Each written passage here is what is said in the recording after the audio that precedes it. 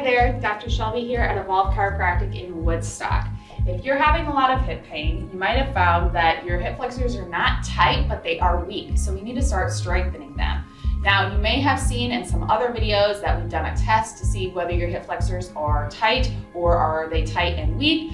So you want to make sure to check out that video first to determine what is the cause of your hip pain before jumping into this video in order to get rid of that hip pain.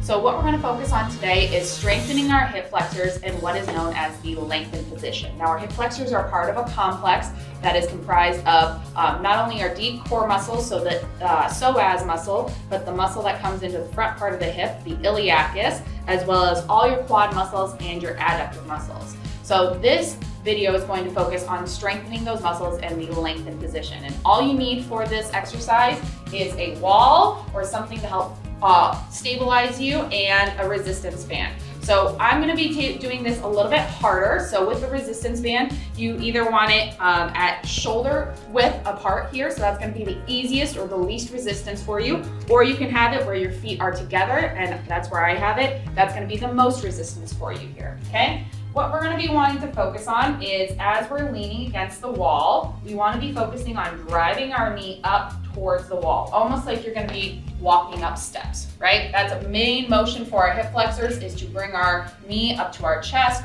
or this flexion motion here, okay? So what I'm going to be doing is, I've already tied my resistance band around my feet. I've got my resistance here.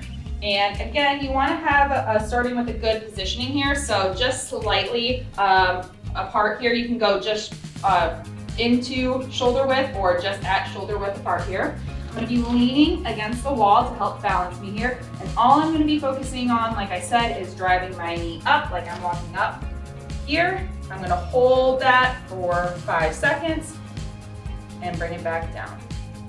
Again, up, hold for 5 seconds, and back down.